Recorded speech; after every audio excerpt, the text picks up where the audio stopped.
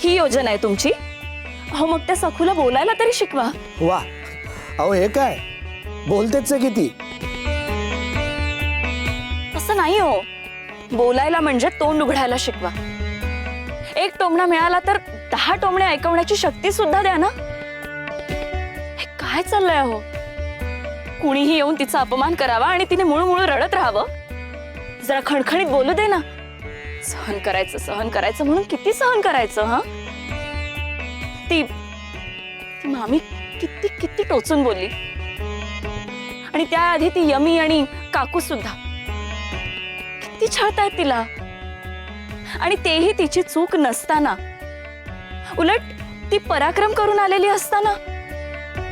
छे, हे सगळं माझ्या सहन करण्या पलीकडे.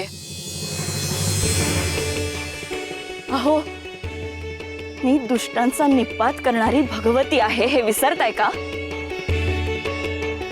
मी हे सगळं नाही सहन करू शकत. सखूला आता म्यानातून तलवार बाहेर काढावीच लागेल. हो, आणि तुम्ही आता काही केलं नाहीत ना तर मीच जाऊन त्या मामीला वठणीवर आणेन. अहो देवी, हो, ठाऊक आहे मला.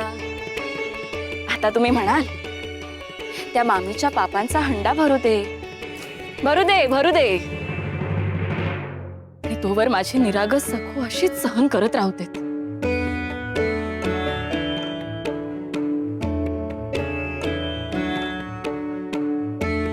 माझी सखू.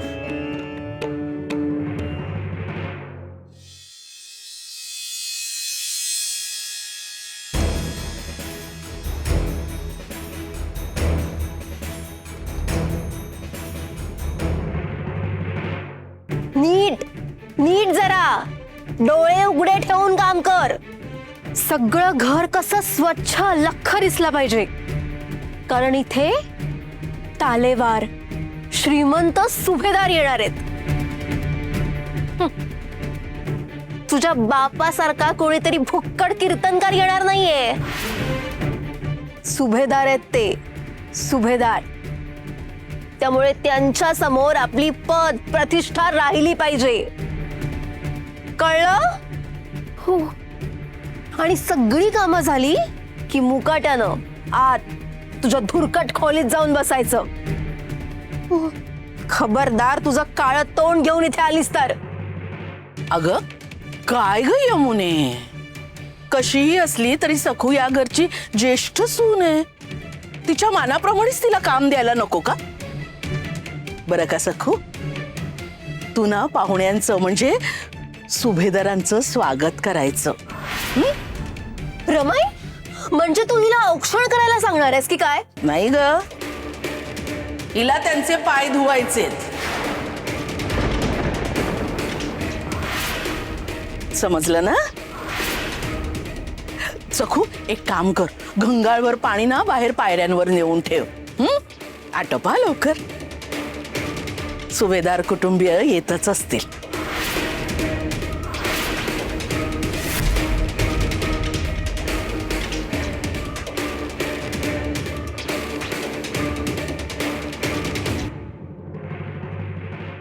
रमाई, हिचं रडकं तोंड बघून सुभेदारांना अपशकून नको वाटायला.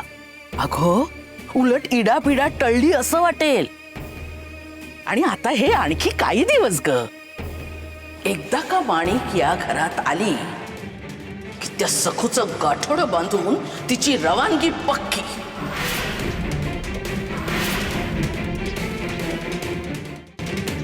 या ना, या मंडळी, या या. अगं, सुभेदार आलेले दिसत नाहीयेत का तुला? तर थोबाड बघत बसू नको. पायावर पाणी कोण घालणार? स्वागत करण्याची ही कुठली बाई पद्धत? शुभ कार्यासाठी आलोय ना, मग हे अशुभ तोंड समोर ठेवलंय. नाही तर काय. अहो अंबिका वहिनी, माणिकने स्वतः सखूला इथे थांबून घेतलंय. आम्ही तर थेट तिला हाकललंच होतं इथनं.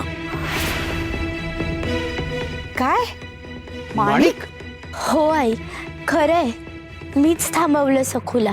माझ्यासाठी पटीक नको का?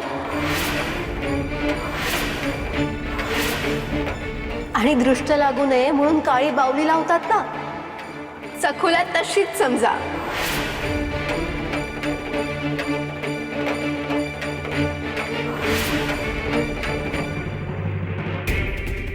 असं नाही हो, नुसता समजा